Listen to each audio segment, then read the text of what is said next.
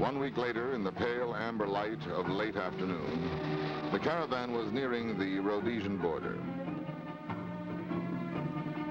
They planned to spend several days parked beside the fabled Victoria Falls.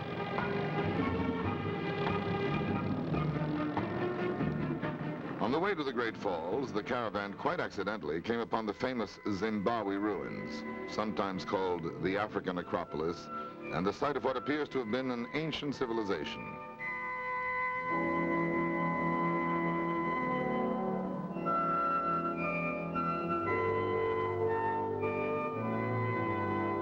The Zimbabwe ruins were uncovered by an American in 1868, and archaeologists still argue as to their origin. Huge and silent, these imposing remnants of the past guard their secret from curious outsiders, although the detective work still goes on. An unknown people built this fortress of solid granite blocks without the use of mortar, and yet they have defied the ravages of the past 900 years.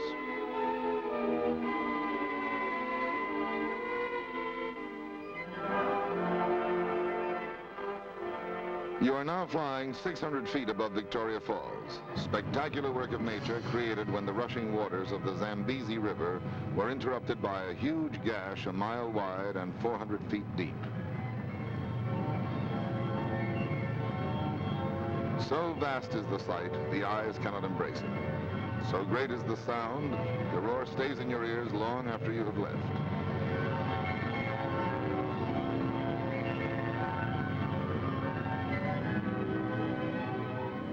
The caravan now turned toward the heart of the dark continent, the Congo. The caravanners didn't know it, but they were at this moment leaving any form of paved roads, city conveniences, or civilization as we know it far behind them. At the border, they learned there was a Bantu settlement not too far away.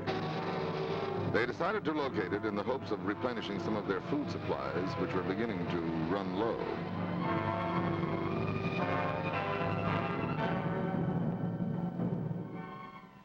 These women are preparing the main staple of their diet. It's a form of cassava and rather versatile. The outer part is so poisonous, hunters use it on their spears and arrows. If scrubbed clean, however, it is safe to grind into mealy mush.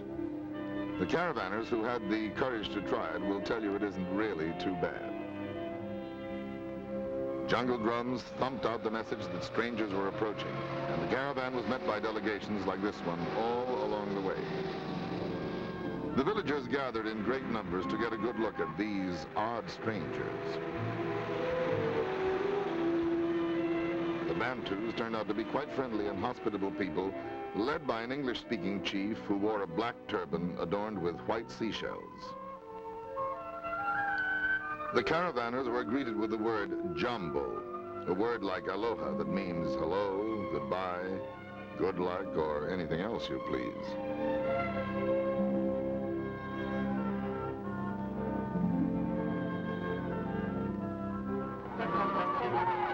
To this day, Bantu children probably think this is a typical American ceremonial dance.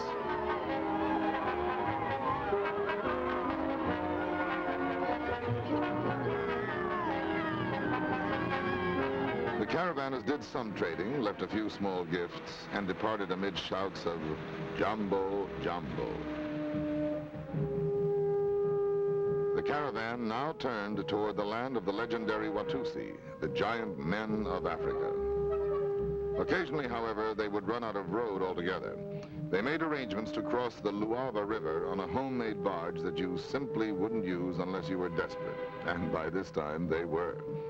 It took courage to put everything they owned aboard the makeshift ferry, but with no alternative open to them, they placed 36 trucks and trailers on board and said their prayers.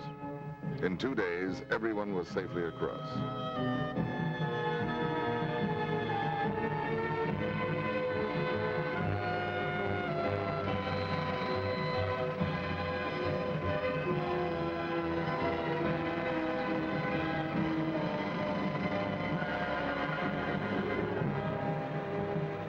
It seemed to take forever, but at long last the caravanners pulled in to make camp in the land of the Watusi. Almost at once, the Watusi began to perform one ceremonial dance after the other, each more fascinating than the last.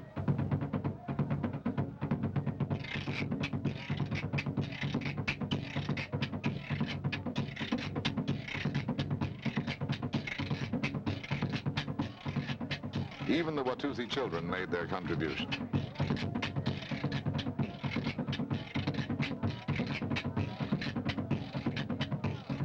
This old man is chasing away evil spirits. For the little children, he looks pretty evil himself.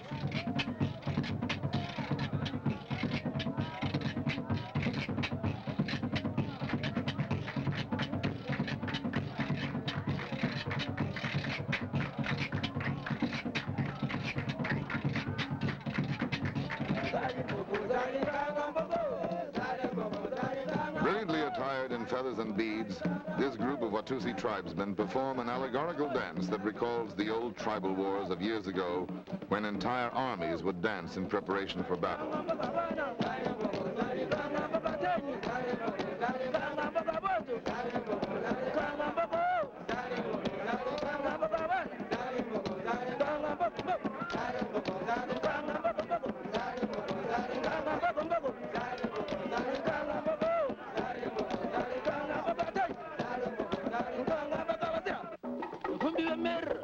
Looking as menacingly as he knew how, the local witch doctor decided to drive out evil spirits. Another native playing the part of evil picked up his spear and set out to make the witch doctor earn his victory.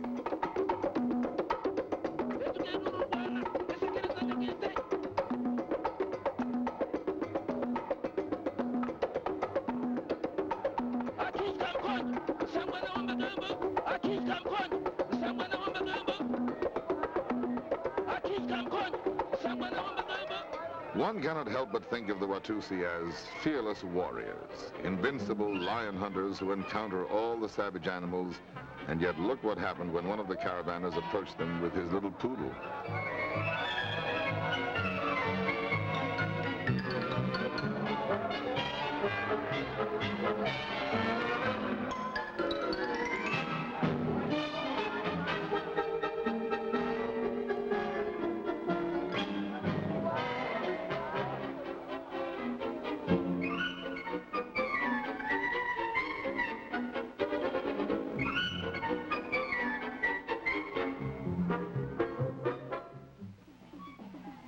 The following afternoon, the caravanners hiked to a small village on the shores of Lake Tanganyika, where it was said the witch doctor would tell you your fortune with amazing accuracy. They arrived to the plaintive moans of an ancient horn, punctuated by the rhythmic chanting of the Rundi people who were in the midst of celebration.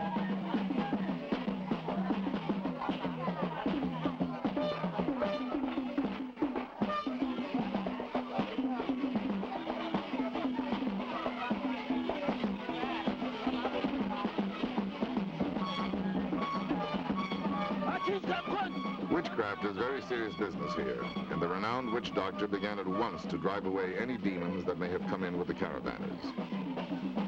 The caravanners told the good doctor that they were destined for Cairo. Would they make it safely by Christmas? He rolled out the bits of bone and announced, "I see trouble on the great desert. I see a camel driver. He brings you a message."